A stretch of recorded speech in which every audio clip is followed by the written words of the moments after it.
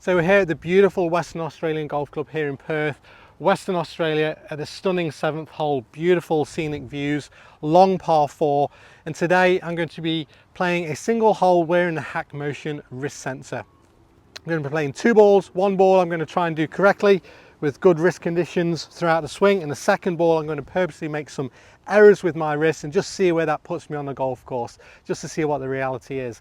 Now predominantly HackMotion's used for practice away from the golf course, but it's going to be quite interesting just to see what I'm doing in real time. So here we go guys, a long drive to start with, and let's see what we can do here.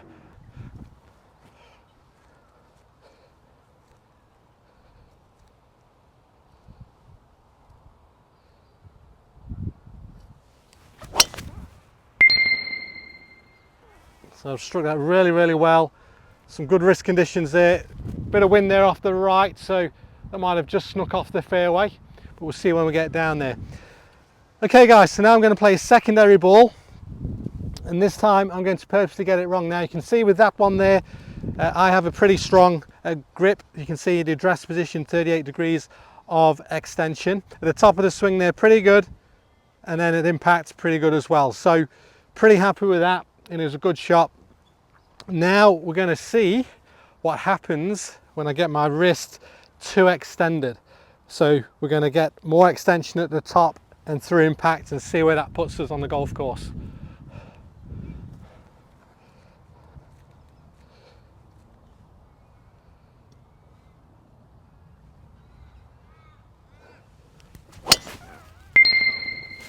Forward!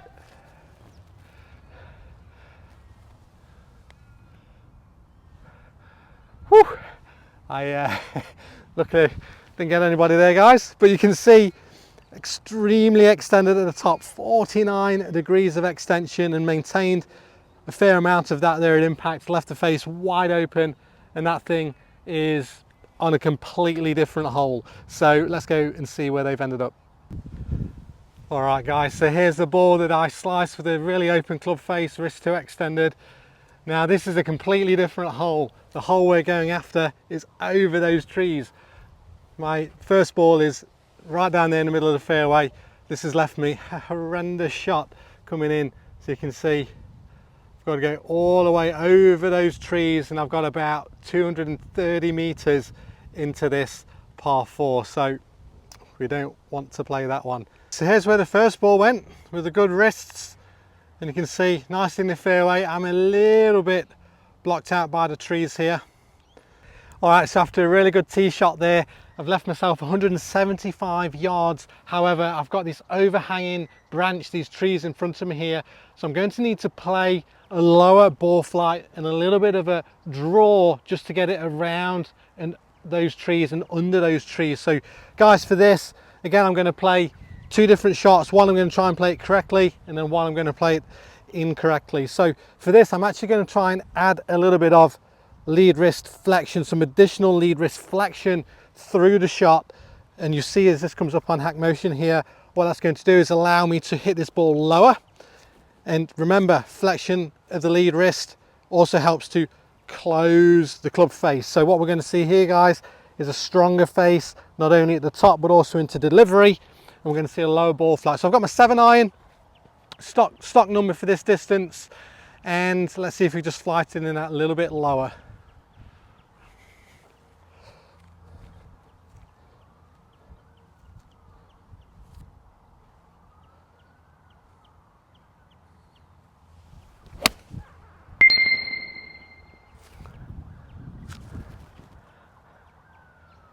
So definitely kept it nice and low there under those trees.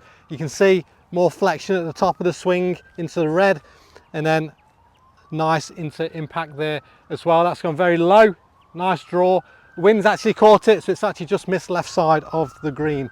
Okay guys, now I'm going to play a second ball, and this time I'm going to add too much extension of that lead wrist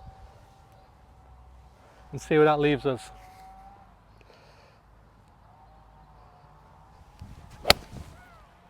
Oh dear.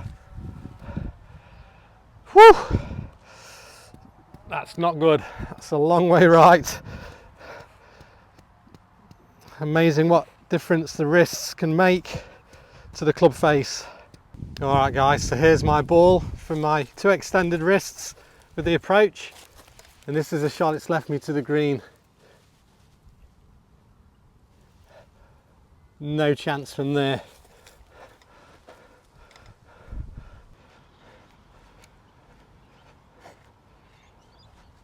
All right guys, so this is my original ball. Missed pin high, just left of the green. Tricky little shot. A few different ways we can play this one. All right guys, so I've left myself with this short greenside pitch. Now I've got a big mound to get over. I've got a sprinkler head just short of the green there, so I need to play this one and land it on the green.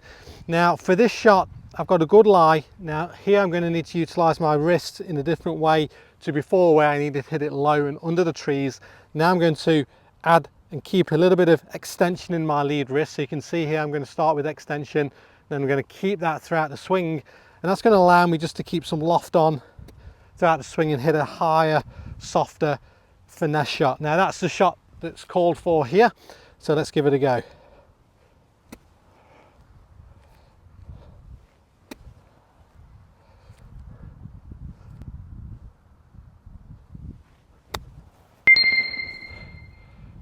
Beautiful little pitch, nice bit of spin there. You can see that impact there had 41 degrees of extension, which just allowed me to hit that nice high soft shot a few feet there from the pin. So now I'm going to play that shot but not do the correct wrist mechanics for the shot that's required, and I'm actually going to close and flex my wrist too much, and that's going to deal off the club a little bit as well, and see what happens here through the strike and through the shot.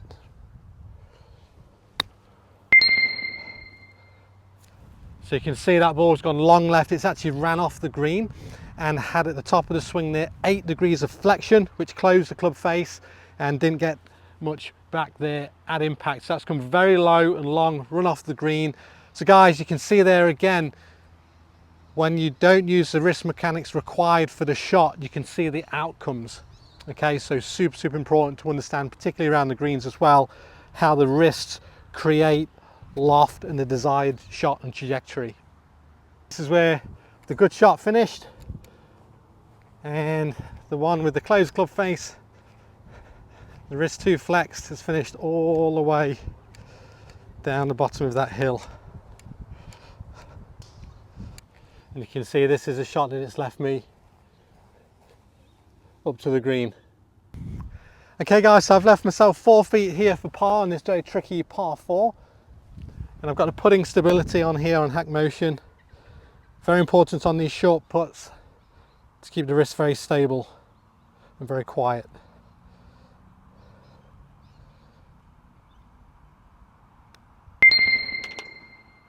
Beautiful, both in range there. Okay, so now I'm going to play that same putt with the wrists not as stable and see what comes up here.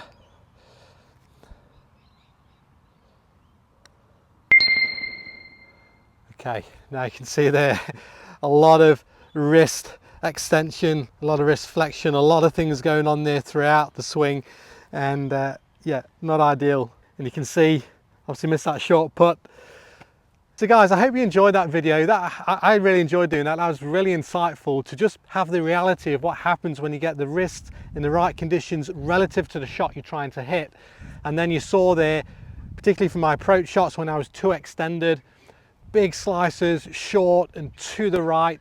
If I was to play those balls, that could have been I could have racked up a huge number with those particular shots. Conversely, the good wrist conditions off the tee shot and the second shot there, trying to keep it low under the trees, put me in some much better spots. And then when I got to the edge of the green, again, you can see how the wrist play a huge part in the shots. That short, high, soft finesse shot required some different ideas with the wrists versus a more of a chip and run based shot, which wasn't the right shot for that, which played it long over the green.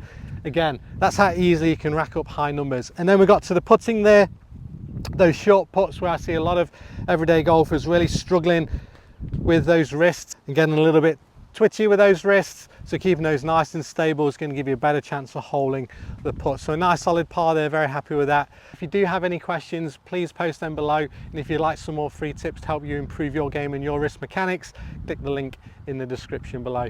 Guys, thank you so much for watching, and look forward to seeing you next time.